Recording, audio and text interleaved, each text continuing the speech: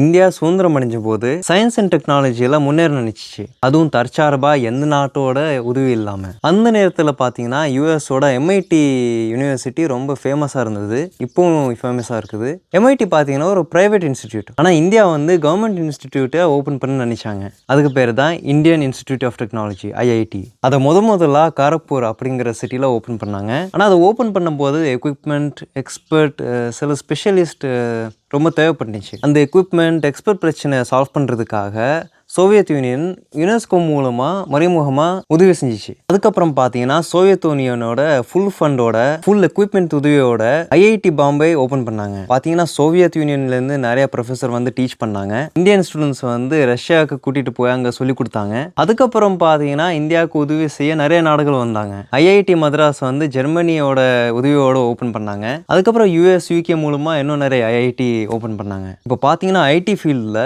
India ரொம்ப டாப்பில் இருக்குது. இந்தியன் ஸ்பெஷலிஸ்ட் பார்த்தீங்கன்னா உலகம் ஃபுல்லாக வேலை செய்கிறாங்க. இந்தியன் ஸ்பெஷலிஸ்ட் இல்லாமல் யூஎஸும் இல்லை, மற்ற கண்ட்ரியும் இல்லை. அந்த மாதிரி இருக்குது இப்போ நிலமை. இந்தியர்கள் ரொம்ப திறமையானவர்கள். இந்த திறமையை ஸ்பார்க் பண்ணது யார்? அது நீங்கள் கமெண்ட்டில் சொல்லுங்கள். அஸ்ஸலாமு அலைக்கும்.